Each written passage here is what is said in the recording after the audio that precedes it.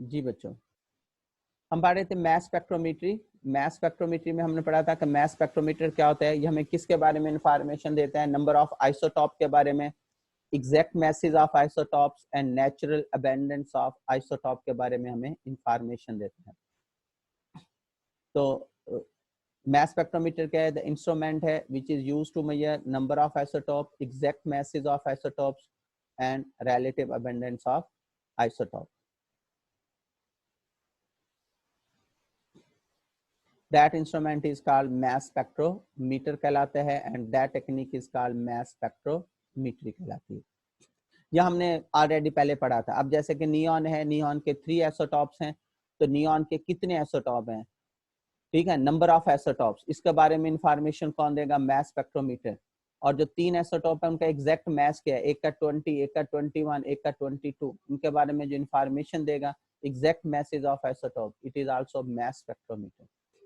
अब नियॉन के 3 आइसोटॉप हैं, तो इनके अबेंडेंस क्या है? 20 वाले की है 90.48%, 21 वाले की परसेंटेज कितने है? 0.27, 22 वाले की कितने? 9.25। इन सब के बारे में जो इंफॉर्मेशन देता है that instrument is called mass spectrometer.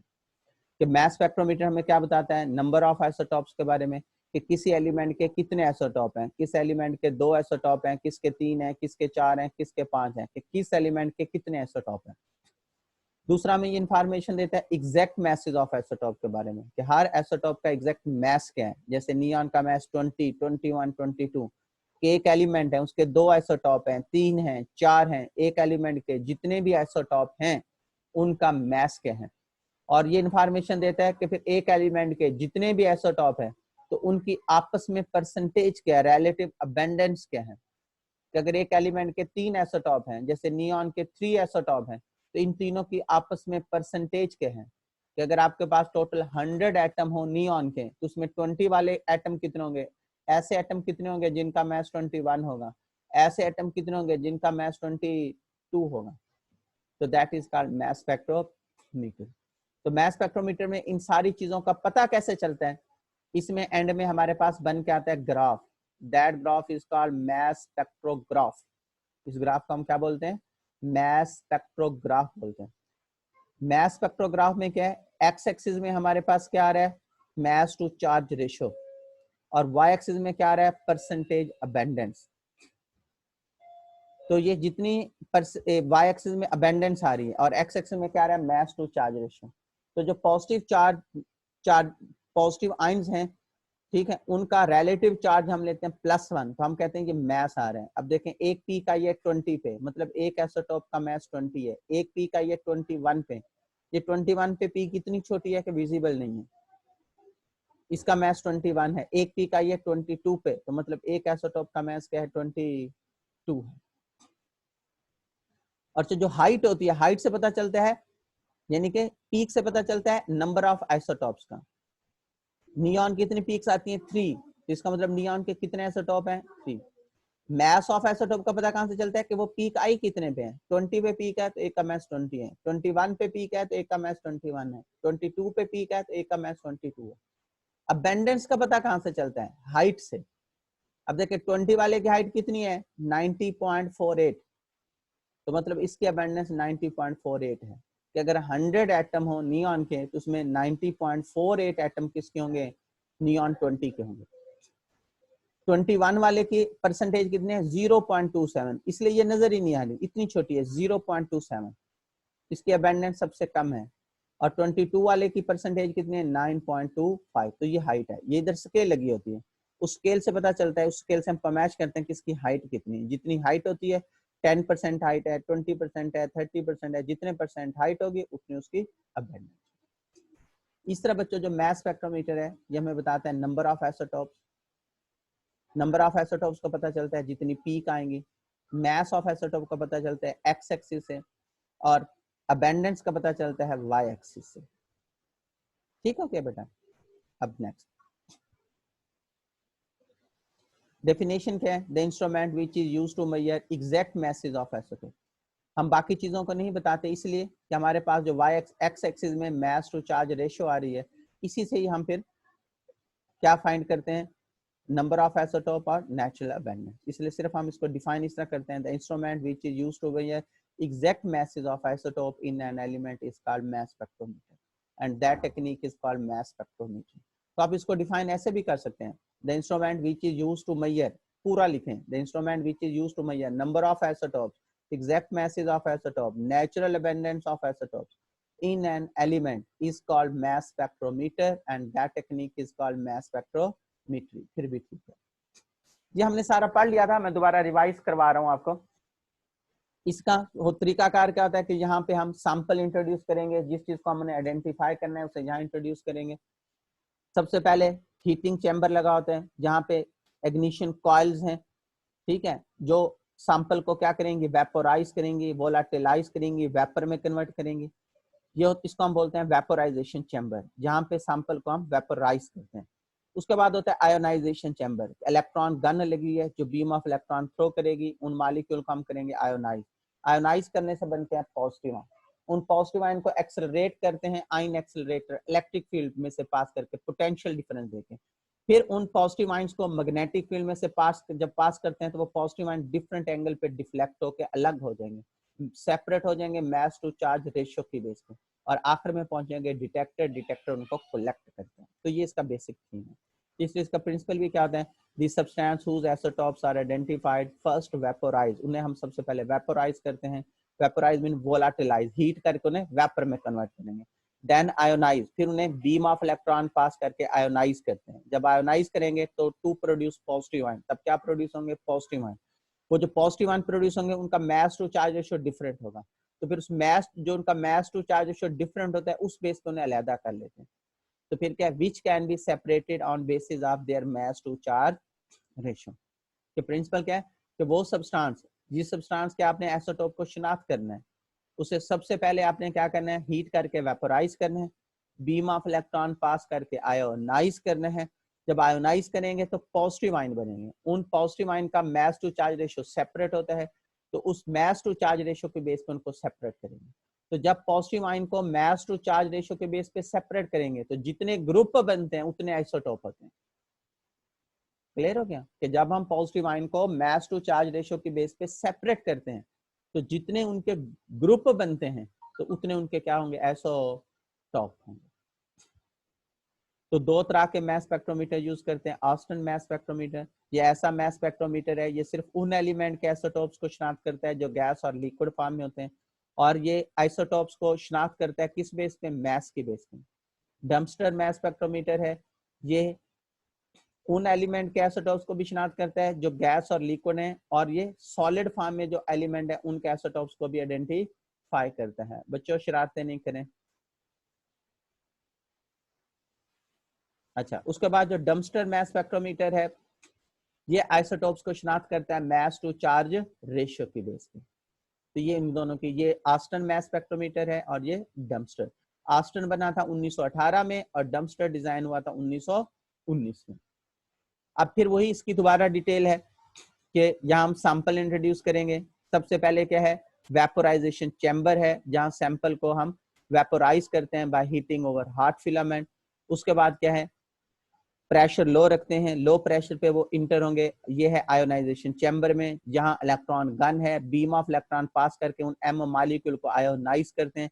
Ionise करने के पॉजिटिव आयन बनेंगे, उन पॉजिटिव आयन को पास करते हैं आयन एक्सेलरेटर में से, जहां पे उन पॉजिटिव आयन की स्पीड को तेज किया जाता है, एक्सेलरेट किया जाता है।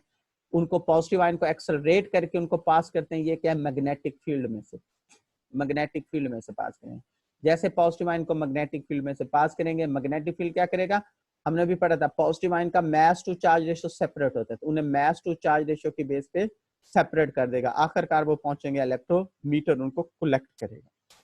अब हम इसकी डिटेल, सबसे पहले vaporisation chamber, the substance whose analysis is required for the separation of isotope is converted into vapor। तो वो सब्सटेंस जिसे हमने, जिसके आइसोटोप को शिनाख्त करना है, उसे सबसे पहले हम वेपोराइज करते हैं हीटिंग ओवर हॉट फिलामेंट पे। तो उस वेपोराइजेशन के बाद क्या करते हैं, प्रेशर लो रखेंगे ताकि वो किस में इंटर हो सके, आयोनाइजेशन चैम्बर में। ये आयोनाइजेशन चैम्बर है,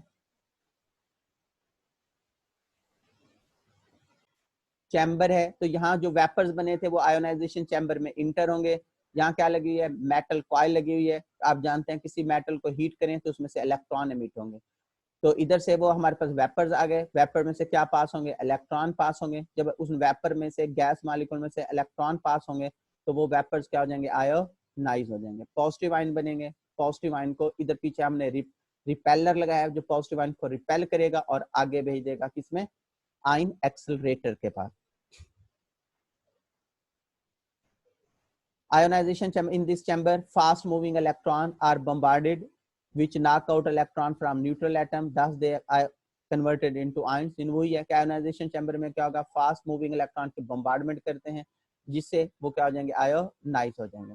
These anomers consist of single atom are having positive charge पर मुश्तमिल होंगे, they may have different masses depending, इनका mass to charge ratio different होगा जिस पे हम उनको अलग कर लेंगे। अब ये आगे है जहां हम इलेक्ट्रॉन को, उनको पॉजिटिव आयन को एक्सेलरेट करेंगे। तो सबसे पहले क्या हुआ, वेपोराइज किया, फिर वेपर्स को क्या किया, आयोनाइज किया, पॉजिटिव आयन बने।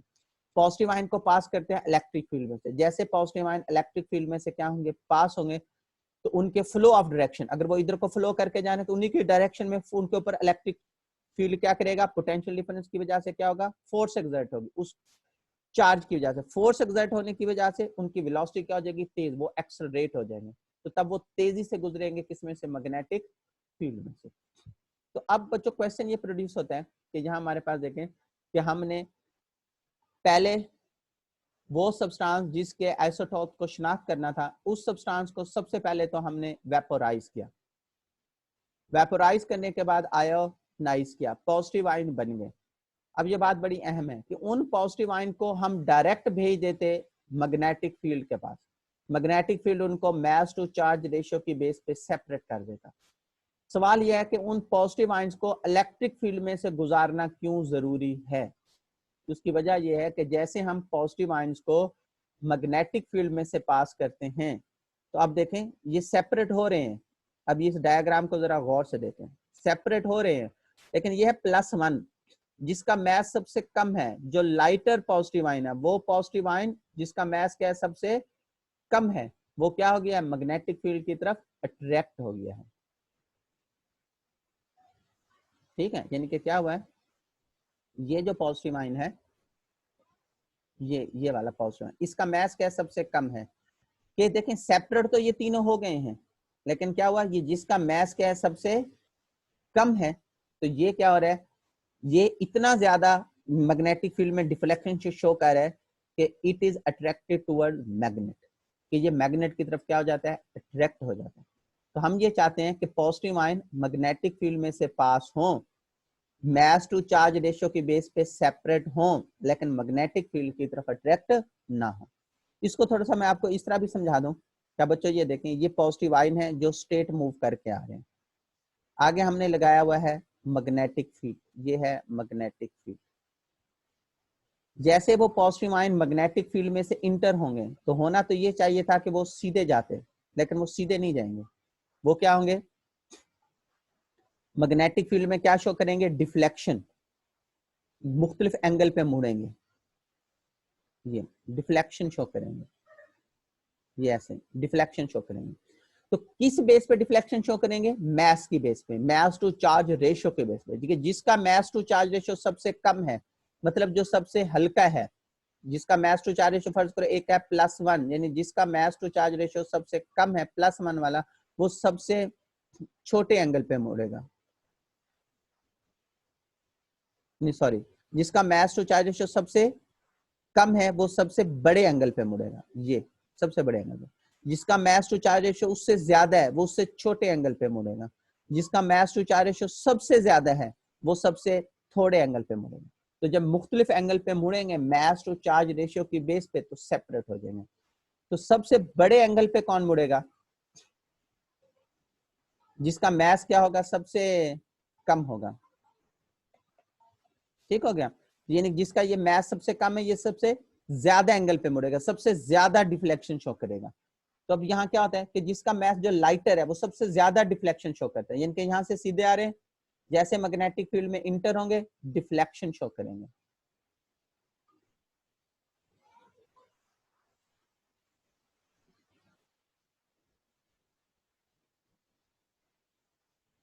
ये अब दोबारा से लिखते हैं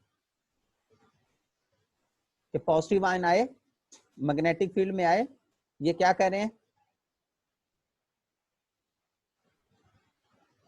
ये पॉजिटिव आयन आए मैग्नेटिक फील्ड में से जैसे इंटर होंगे ये सीधे मूव कर रहे हैं, जैसे ये सीधे जा रहे हैं तो ये क्या शुरू करेंगे, डिफ्लेक्शन। एक ये आ गया, ये दूसरे ने डिफ्लेक्ट होके इस एंगल पे आ गया, तीसरा डिफ्लेक्ट होके इस एंगल पे आ गया, डिफ्लेक्शन शोकिंग, यानी सीधे जाने के बजाय मुड़ गए। अब देखें जो सबसे हल्का है वो सबसे बड़े एंगल पे मुड़ा, तो असल में जो ये लाइटर पॉजिटिव आयन होते हैं, ये लाइटर पॉजिटिव आयन इतने बड़े एंगल पे मुड़ते हैं कि दे आर डिफ्लेक्शन होने की separate, they are attracted towards magnet, कि मैग्नेट इनको खींच के अपनी तरफ अट्रैक्ट कर लेता है। तो इससे बचे हम ये चाहते हैं कि पॉजिटिव आयन मैग्नेटिक फील्ड में से पास हो, डिफरेंट एंगल पे मुड़े, सेपरेट हो, लेकिन जो लाइटर पॉजिटिव आयन है वो मैग्नेटिक फील्ड की तरफ अट्रैक्ट ना हो। तो इस बात से बचने के लिए हमने पहले क्या लगाया हुआ है, इलेक्ट्रिक फील्ड, पोटेंशियल डिफरेंस देते हैं। जैसे पोटेंशियल डिफरेंस देंगे पॉजिटिव आयन क्या करेंगे, ये इनकी स्पीड तेज हो जाएगी, इतनी स्पीड तेज हो जाएगी कि अब ये मैग्नेट की तरफ अट्रैक्ट नहीं होंगे।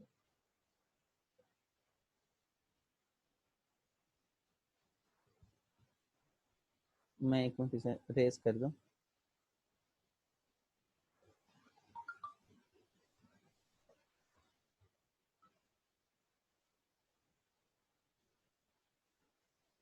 ठीक हो गया, चलिए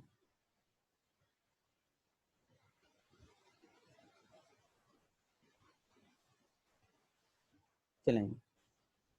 अच्छा, अब इलेक्ट्रिक फील्ड क्यों लगाया, वही बात कि पोटेंशियल डिफरेंस 500 से 2000 वोल्ट का पोटेंशियल डिफरेंस देंगे, किसकी मदद से देंगे, इलेक्ट्रिक फील्ड की मदद से। इलेक्ट्रिक फील्ड लगा के 500 से 2000 वोल्ट का पोटेंशियल डिफरेंस अप्लाई करेंगे बिटवीन द प्लेट ऑफ, दोनों प्लेट्स के। इलेक्ट्रिक फील्ड क्या होता है, दो मेटल प्लेट्स हैं।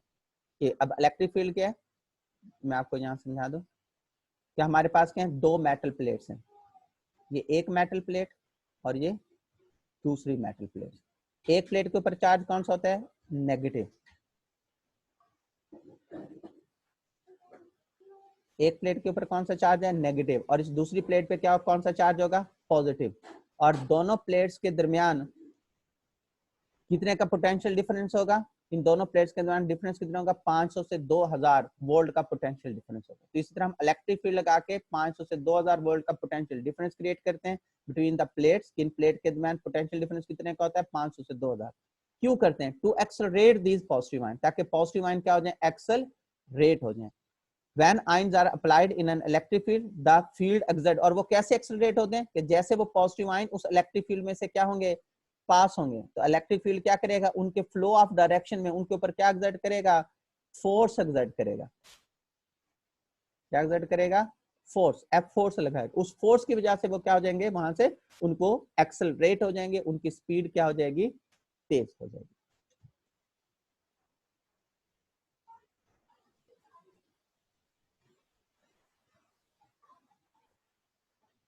ठीक हो गया, अब नेक्स्ट आगे बढ़ते हैं।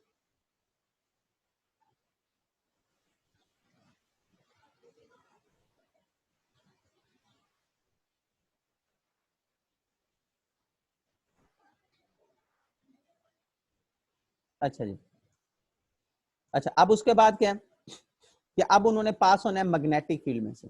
इलेक्ट्रिक फील्ड ने उनको क्या कर दिया, एक्सरेट, अब जाना है मैग्नेटिक फील्ड। मैग्नेटिक फील्ड क्या करेगा, ये अब यहाँ उसने एग्जांपल से समझाया। अब वो कहते हैं ये फर्ज करें एक बिल्डिंग है, आप बिल्डिंग के इस कॉर्नर पे आपके पास टू बॉल्स हैं, एक ये बॉलिंग बॉल है जो हैवी है, दूसरी क्या है, ये बास्केटबॉल है जो लाइट है, हल्की है। क्या आप दोनों बॉल्स को एक ही वक्त में जब ऊपर से फेंकेंगे तो दोनों बॉल्स नीचे क्या करेंगी, मूव करना, डाउनवर्ड मूव करना शुरू करेंगी। और वो कहते हैं इसके परपेंडिकुलर हवा चल रही है, वाइंड डायरेक्शन क्या, परपेंडिकुलर हवा चल रही है। तो होगा क्या, जैसे ये बॉल्स को हम यहां से थ्रो करेंगे एट अ सेम टाइम, जैसे बॉल नीचे जाएंगी, विंड डायरेक्शन की वजह से, विंड फ्लो की वजह से क्या होगा कि जो हल्की बॉल होगी वो ज्यादा एंगल पे मुड़ गई है, हल्की बॉल जो है वो ज्यादा एंगल पे मुड़ी है, और जो भारी बॉल है वो थोड़े एंगल पे मुड़ी, मुड़ी दोनों है, असर दोनों का हुआ है। इसी तरह पॉजिटिव आयन भी इसी तरह है कि जैसे हम पॉजिटिव आयंस को मैग्नेटिक फील्ड में से गुजारते हैं मैग्नेटिक फील्ड भी क्या लगाते हैं, परपेंडिकुलर मैग्नेटिक फील्ड। जैसे वो आयन परपेंडिकुलर मैग्नेटिक फील्ड में से पास होंगे तो मैग्नेटिक फोर्सेस का उनके ऊपर असर होगा। मैग्नेटिक फोर्सेस का असर क्या होगा कि वो मुड़ेंगे, ठीक है, और बेंट होंगे। कैसे बेंट होंगे, डिफ्लेक्शन शो करेंगे। कैसे डिफ्लेक्शन शो करेंगे कि जो हैवी आयन होगा उसके ऊपर मैग्नेटिक फोर्सेस का असर कम होगा, वो थोड़े एंगल पे मुड़ेगा। जो लाइटर पॉजिटिव आयन होगा, वो पॉजिटिव आयन जिसका मास टू चार्ज रेशियो कम होगा, उसके ऊपर मैग्नेटिक फोर्सेस का असर ज्यादा होगा, वो बड़े एंगल पे मुड़ जाएगा। तो देखें जैसे ये दोनों आयन्स मैग्नेटिक फोर्सेस की वजह से मुख्तलिफ एंगल पे मुड़ेंगे तो सेपरेट हो गया। पहले यहाँ दोनों इकट्ठे थे, मिक्स थे। जैसे हमने फेंका, परपेंडिकुलर मैग्नेटिक फील्ड में से गुजरे, मैग्नेटिक फोर्सेस ने उनके ऊपर एक्ट किया, तो उस मैग्नेटिक फोर्सेस की वजह से क्या होगा, वो मुख्तलिफ एंगल पे मुड़ेंगे। जो भारी होगा वो थोड़े एंगल पे मुड़ेगा, जो हल्का होगा वो ज्यादा एंगल पे मुड़ेगा, और इस तरह सेपरेट हो जाएंगे। अच्छा, फिर सेपरेशन की एक और, क्यों सेपरेट होंगे, देखें जो हैवी होगा वो स्लोली मूव करेगा, उसने कम फासला तय किया इतना, और जो हैवी है वो नीचे आ गया है, उसने ज्यादा फासला तय किया। एक तो मुख्तलिफ एंगल पे मुड़ के सेपरेट भी हो रहे हैं, और इसलिए सबसे पहले इलेक्ट्रोमीटर के पास कौन पहुंचेगा, जो हल्का होगा, जो लाइटर पॉजिटिव आयन होगा। ये आगे उसने डायग्राम में दिखाया कि ये देखें, ये पॉजिटिव आयन है, ये पहले मिक्स हैं, सारे पॉजिटिव आयन जिनका मास टू चार्ज रेशियो चाहे मुख्तलिफ है वो मिक्स हैं। जैसे वो मैग्नेटिक फील्ड में इंटर हुए वो मुख्तलिफ एंगल पे मुड़ेंगे, डिफ्लेक्शन शो करेंगे। जो लो मास वाला है वो ज्यादा एंगल पे डिफ्लेक्शन शो करेगा और फासला भी ज्यादा तय करेगा, और जो हैवी होगा वो थोड़े एंगल पे मुड़ेगा और फासला भी कम तय करेगा, और इस बेस पे वो क्या हो जाएंगे, सेपरेट हो जाएंगे। जिनके क्या आता है, after acceleration these ions are sent to the magnetic field of strength h through a slit. Through a slit कैसे, ये देखें कि पहले हमने पॉजिटिव आयन को एक्सेलरेट किया, एक्सेलरेट होने से ये मैग्नेटिक फील्ड गया, आयन ऐसे मूव करके जा रहे हैं, जहां मैं आपके परपेंडिकुलर कैसे हैं, ये देखें, ये आयन का फ्लो ऑफ डायरेक्शन है, ये आयन ऐसे मूव करके जा रहे हैं, लिखना थोड़ा सा मुश्किल होता है इससे, ये आयन का फ्लो ऑफ डायरेक्शन है। और मैग्नेटिक फील्ड हमने उसके परपेंडिकुलर, ये परपेंडिकुलर हमने क्या अप्लाई किया हुआ है, ये स्लिट में ये मैग्नेटिक फील्ड अप्लाई परपेंडिकुलर, कि आयन एक्सेलरेट होके जैसे जो हमने स्लिट की फॉर्म में मैग्नेटिक फील्ड अप्लाई किया है, तो जैसे उस परपेंडिकुलर मैग्नेटिक फील्ड में से क्या होंगे, पास होंगे, तो मैग्नेटिक फील्ड की फोर्सेस की वजह से, अब ये देखें डिफरेंट एंगल पे ये मुड़ रहे हैं, एक ये मुड़ गया, ठीक है, एक ये, दूसरा इधर मुड़ेगा, तीसरा ये ऐसे मुड़ेगा, डिफ्लेक्शन शो करेंगे। जो हल्का होगा वो सबसे बड़े एंगल पे मुड़ेगा, ये जो भारी होगा वो सबसे छोटे एंगल पे मुड़ेगा, और फिर जो हल्का होगा वो फासला भी ज्यादा तय करेगा, जो भारी होगा वो कम फासला तय करेगा, और इस तरह होगा क्या,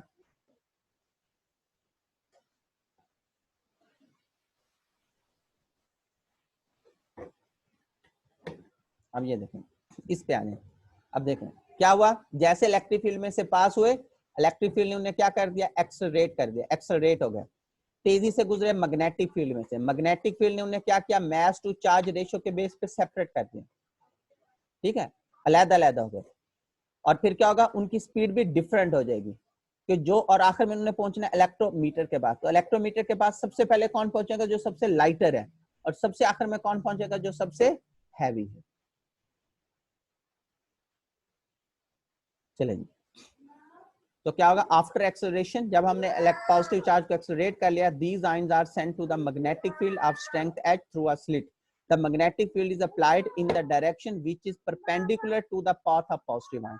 क्या हम इलेक्ट्रिक फील्ड को क्या करेंगे, पॉजिटिव आयन के जो फ्लो ऑफ पाथ के फ्लो के परपेंडिकुलर अप्लाई कराएंगे, ठीक हो गया।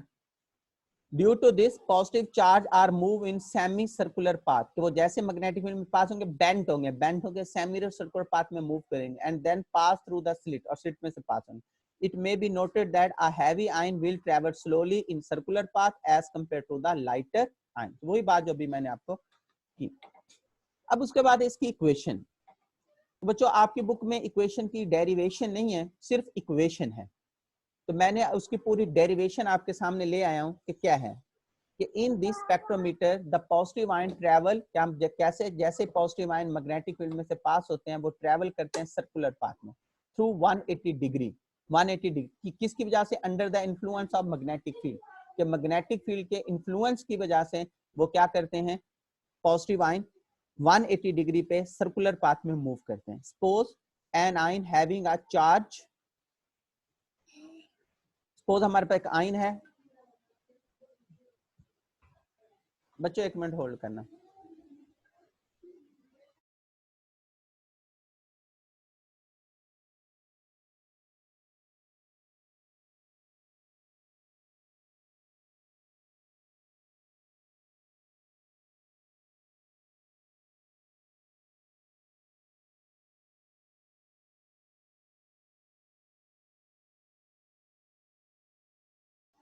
जी बच्चों, हम बात कर रहे थे कि सपोज एक आयन है हैविंग चार्ज ई, उसके ऊपर चार्ज क्या है, ई है, एंड एक्सेलरेटेड थ्रू, हमने उसे वी पोटेंशियल डिफरेंस देके क्या करा, एक्सेलरेट कराया। Then the kinetic energy of the ion, तो उस आयन की किनेटिक एनर्जी, वो जो फ्लो कर रहा है उसकी किनेटिक एनर्जी क्या होगी, हाफ एम वी स्क्वायर, और वो इक्वल होगी ई के।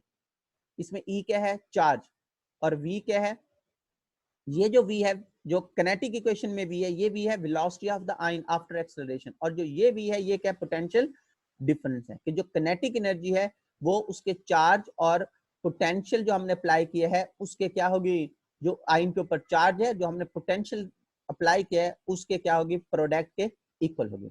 It may be noted that A mass ion travel, जैसे मैंने अभी बात की कि जो मास, जिसका मास ज्यादा होगा वो स्लोप ट्रेवल करेगा in circular path compare to the lighter. In a magnetic field H, any ion will express a force. तो फिर जब वो मैग्नेटिक फील्ड के इन्फ्लुएंस में मूव करेगा तो उसके ऊपर मैग्नेटिक फोर्सेस इफेक्ट करनी है, और वो मैग्नेटिक फोर्स को हम रिप्रेजेंट करें एच से। तो फिर हमारे पास जो मैग्नेटिक फोर्स किसके इक्वल आ जाएगी, एच ई वी। और वो मैग्नेटिक, क्योंकि वो फिर वो सर्कुलर पाथ में मूव कर रहा है, उसके ऊपर सेंट्रीफ्यूगल फोर्स भी एक्ट कर रही है, और वो मैग्नेटिक फोर्स सेंट्रीफ्यूगल फोर्स की क्या होगी, इक्वल होगी, दोनों एक दूसरे को काउंटर बैलेंस करेंगे। यानी कि जो मैग्नेटिक फोर्सेस एक्ट कर रही है, मैग्नेटिक फोर्स क्या एक्ट कर रही है, H E we, H magnetic force है, मैग्नेटिक फील्ड की स्ट्रेंथ है, ई चार्ज है, वी क्या है, जो हमने उसे पोटेंशियल डिफरेंस दिया था।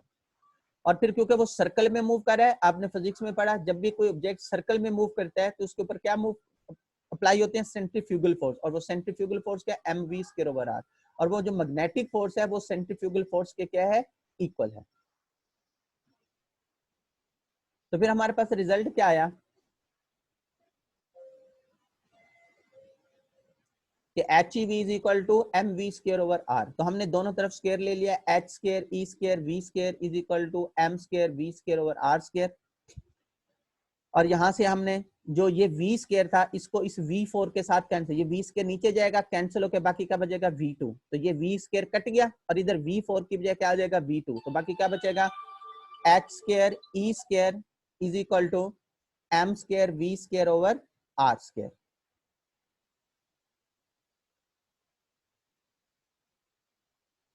अच्छा जी, तो अब हमारे पास क्या हो जाएगा, बाकी क्या बच गया, h square e square m square v square over r square.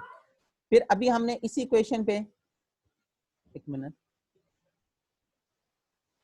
तो हमारे पास क्या बच गया, H square E square over M square V square over R square. फिर अभी हमने शुरू में पढ़ा कि हाफ एम वी स्क्वायर किसके इक्वल है, ई वी के इक्वल है। तो एम वी स्क्वायर किसके इक्वल होगा, हाँ कौन है, उन्हें अंदर ही बुला दो।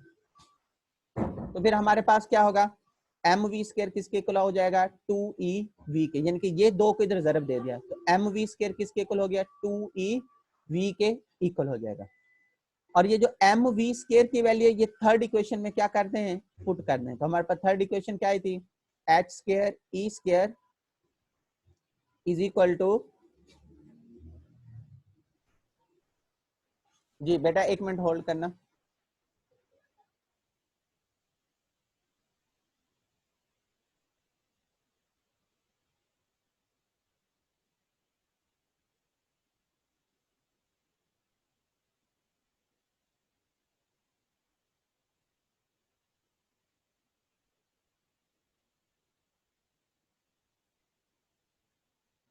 जी बेटा ये दोबारा से देखें, तो अब हमारे पास इक्वेशन क्या आ गई थी, H square E square is equal to M V square over R square. फिर हमने इसी पिछले पेज पे पढ़ा है कि हाफ एम वी स्क्वायर किसके इक्वल है, ई वी के।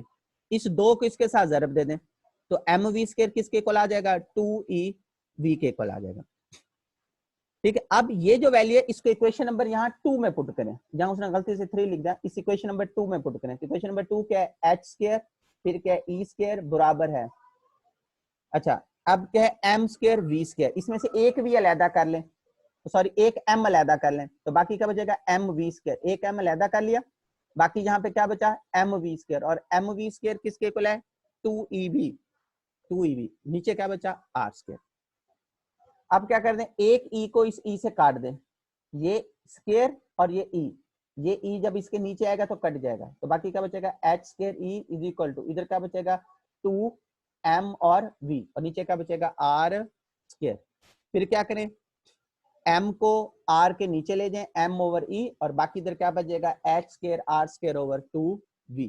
तो ये इसकी फाइनल इक्वेशन आ गई कि M ओवर E किसके इक्वल है, H square R square over 2V, और V क्या है, हम इलेक्ट्रिक फील्ड लगा के इसकी इलेक्ट्रिक फील्ड लगा के पोटेंशियल डिफरेंस, तो आप यहाँ E भी लिख सकते हैं, E का मतलब इलेक्ट्रिक फील्ड, कि M over E is equal to H square R square over 2E। जो आपके पास इक्वेशन है वो ये क्या होगी, ड्राइव होगी। लेकिन आपकी बुक में सिर्फ ये इक्वेशन है, लेकिन मैंने ये बता भी दिया ये इक्वेशन ड्राइव कैसे होगी। चलेंगे उसके बाद मैथमेटिकल फॉर्म क्या है, M over is equal to H square R square over T 2E। अब ये इक्वेशन हमें कुछ बता रही है, अब बच्चों देखिए क्या बता रही है, ये इक्वेशन हमें ये बता रही है कि अगर हम एम ओवर ई को कांस्टेंट कर दें, अब ये बात जरा गौर से सुना, कि अगर हम एम ओवर ई को कांस्टेंट कर दें और एम ओवर ई के साथ ही हम क्या करें, एच, एच क्या है, मैग्नेटिक फील्ड, इसे भी कांस्टेंट कर दें, तो इलेक्ट्रिक फील्ड और रेडियस एक दूसरे के डायरेक्टली प्रोपोर्शनल है। The mass to charge is a constant quantity है for an ion. So if we change the E, कि अगर हम E को चेंज करेंगे by keeping the H constant, कि अगर हम E को चेंज करें और H को भी constant रखें, then R will change to keep M over E constant। यानी कि अगर हम H को constant रखते हुए, M over E तो है ही constant, यानी M over E तो है ही constant, कि अगर हम M over E के साथ क्या करें, एच को भी कांस्टेंट रखें, तो जब ई को चेंज करेंगे, इलेक्ट्रिक फील्ड को चेंज करेंगे, तो रेडियस भी क्या हो जाएगा, चेंज हो जाएगा। और चेंज कैसे होगा, ये दोनों एक दूसरे के डायरेक्टली प्रोपोर्शनल होंगे, कि when electric field is increase, radius increase, and the ion of the particular MoE value will fall on the electrometer at a different places. इसका मतलब है क्योंकि जब हम इलेक्ट्रिक फील्ड इंक्रीज करेंगे तो आर भी क्या होगा, इंक्रीज होगा, इसलिए जो पॉजिटिव आयन है, सारे पॉजिटिव आयन एक ही जगह जाके फॉल नहीं करेंगे, वो क्योंकि वो डिफरेंट एंगल पे मुड़े थे, उनका रेडियस डिफरेंट होगा, और इसलिए वो डिफरेंट प्लेस पे जाके क्या करेंगे, कोलाइड करेंगे। एक तो बात, दूसरी बात ये वो कहते हैं एम ओवर ई तो है ही कांस्टेंट, अगर हम एम ओवर ई के साथ साथ इलेक्ट्रिक फील्ड को भी कांस्टेंट कर दें, कि एम ओवर ई तो है ही कांस्टेंट, एम ओवर ई के साथ अगर हम इलेक्ट्रिक फील्ड को भी कांस्टेंट कर दें, तो फिर मैग्नेटिक फील्ड और रेडियस एक दूसरे के ज़रब खा रहे हैं, तो इनवर्सली प्रोपोर्शनल होंगे। जो ज़रब खा रहे होते हैं वो इनवर्सली प्रोपोर्शनल होते हैं, जो तकसीम हो रहे होते हैं वो डायरेक्टली प्रोपोर्शनल होते हैं। इफ एच इज इंक्रीज, अगर हम एच को इंक्रीज करेंगे by keeping E constant, electric field को कांस्टेंट करके, then the radius of the curvature R will decrease, तो तब आर क्या होगा, डिक्रीज होगा, to keep M over E को कांस्टेंट रखने के लिए। So ion will change its position for falling on the electrometer by changing either electric field or magnetic field, the ion of particular value can made to fall at, यानी कि वो कहते हैं चाहे हम इलेक्ट्रिक फील्ड चेंज करें चाहे हम मैग्नेटिक फील्ड चेंज करें, जैसे हम इसको चेंज करेंगे तो पॉजिटिव आयन ने जिस जगह स्ट्राइक करना है उसकी पोजीशन क्या हो जाएगी, चेंज हो जाएगी। दोबारा से इसको देख लें कि अगर एम ओवर ई तो होता ही कांस्टेंट है, अगर हम एम ओवर ई के साथ मैग्नेटिक फील्ड को भी कांस्टेंट कर दें, तो इलेक्ट्रिक फील्ड और रेडियस एक दूसरे के क्या होंगे, डायरेक्टली प्रोपोर्शनल होंगे। दूसरा वो कहता है कि एम ओवर ई तो है ही कांस्टेंट, वही जल्दी, कि एम ओवर ई तो है ही कांस्टेंट, अगर हम एम ओवर ई के साथ इलेक्ट्रिक फील्ड भी कांस्टेंट कर दें, तो एच और आर एक दूसरे के क्या होंगे, इनवर्सली प्रोपोर्शनल होंगे। और आखिर में पॉजिटिव आयन ने जाके कहाँ स्ट्राइक करना होता है, आखिर पॉजिटिव आयन ने स्ट्राइक करना होता है इलेक्ट्रोमीटर में। तो बेटा इलेक्ट्रोमीटर क्या करते हैं, ये अभी ये मीटिंग खत्म हो रही है, मैं अभी एक दोबारा 10 मिनट के लिए एक और मीटिंग ज्वाइन करूंगा, आप जैसे ये मीटिंग बंद हो आपने फौरन दोबारा ज्वाइन कर लेना है। ये केमिस्ट्री का लेक्चर आपका कंटिन्यू है, अभी 5 मिनट और लगेंगे। आखिरकार पॉजिटिव आयन कहाँ पहुंच गए, इलेक्ट्रो, वो आयन कलेक्टर के पास पहुंच जाएंगे, आयन कलेक्टर उन्हें क्या करेगा, कलेक्ट करेगा।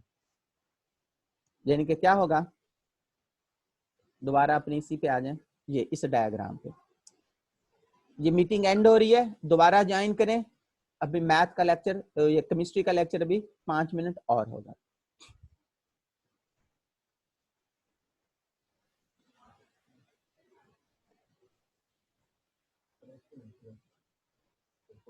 हम्म